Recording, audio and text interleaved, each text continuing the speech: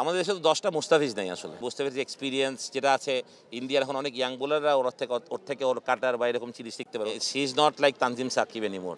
ও এখন মুস্তাফিজ এখন অনেক বড় নাম বিশ্ব ক্রিকেটে। প্রিমিয়ার লিগেও শিখার আছে, আজকের একটা সিনারিও শিখার হইতে পারে, সেটা কোনো ইয়ে নাই।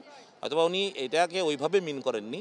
উনি বলেছেন মুস্তাফিজ এত বছর ধরে ওখানে খেলছে, আর মুস্তাফিজ এখন তো আর মানে she is not like Tanzim Sakib anymore. ও এখন মুস্তাফিজ এখন অনেক বড় নাম বিশ্ব ক্রিকেট, এমন না যে অনেক বছর ধরে খেলছে। হয়তো জানবে ওই অ্যাঙ্গেল থেকেই কথাটা বলেছেন যে মুস্তাফিজ এক্সপিরিয়েন্স যেটা আছে, ইন্ডিয়ার এখন অনেক ইয়াং বোলাররা ওর কাটার বা এরকম জিনিস শিখতে পারে। ওই কথাটা এটাই বলেছে। এটা অন্য কোনো মিন করাটা কোনো আমার মনে হয় না ঠিক হবে। But end of the day যেটা আমি মনে করি যে দেশ সবার আগে, এটা মাথায় নিতে হবে। মুস্তাফিজ যদি আইপিএল খেলতে পারতো আমিও খুশি হতাম। যদি দেশের খেলা না থাকতো হয়তো বা প্রবলেম হতো না। এখন অনেকে বলবেন নিউজিল্যান্ডের প্লেয়ারও তো আইপিএল খেলছে, ওরা তো হয়তো বা আমাদের দেশে তো 10টা মুস্তাফিজ নেই আসলে। সবচেয়ে বড় কথা এটাও চিন্তা করতে হবে মাথায়। শুনুন ভাই, আপনি বলছিলেন যে আপনি ক্রিকেট অপারেশনসের ভাইস চেয়ারম্যান, কিন্তু অনেক কিছু আসলে এখন আপনি জানেন না বা নিজে থেকেই আসলে খোঁজ নেন না। এর আগে আপনি বলেছিলেন যখন প্রধান নির্বাচন করা হয় সেটা আপনি জানতেন না। এইসব কর্মকাণ্ডগুলো না জানাগুলো আসলে ক্রিকেট অপারেশনসকে কোনোভাবে বিতর্কিত করে না কোনোভাবে বিতর্ক করে না। যেহেতু মানে যেমন ডেভেলপমেন্ট নিয়ে যদি আমি না জানতাম তাহলে এটা আমার problem, because I am the boss in the game development. যেহেতু জালালভাই আছেন, জালালভাইয়ের সাথে আমার কথা হয় না তা না, বাট আমি মিটিংগুলো জালালভাই আমাকে জানান। বাট আমি যেহেতু আবনি খেলা ছিল, এই গত বিপিএল আবনি করে আসলে ব্যস্ত ছিলাম, অথবা বেল আমি পাই, ফোনে কথা হচ্ছে, বাট আমি অ্যাটেন্ড করতে পারছি না। আমার মতামত তো আমি ওই সময়টা দিতে পারছি না হয়তো বা। বাট আমি মনে করি অ্যাজ লং অ্যাজ জালালভাই ইজ দেয়ার, আমার মনে হয় he is very very vast experience একজন লোক।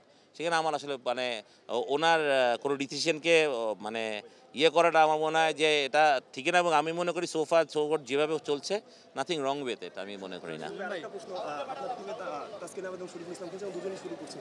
সো হাউ গুড দে আর? এত ওদের পারফরমেন্সের কথা বলছে না, the both bowling so well.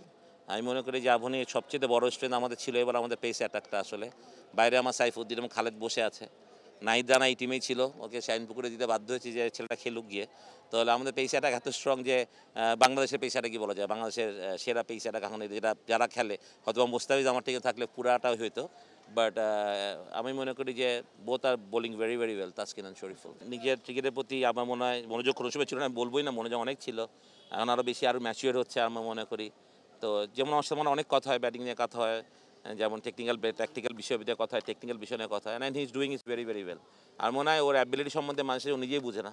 He has that good ability যে ছেলেটা বড় ইনিংস করার মতো অ্যাবিলিটি আছে, বড় শট খেলতে পারে, সিঙ্গেলস রোটেট করতে পারে। স্পিনের এগেনস্টে উইক ছিল, অস্পিনে প্রচুর কাজ করেছে, কারণ অস্পিনে এরকম বকডাউন হয় না।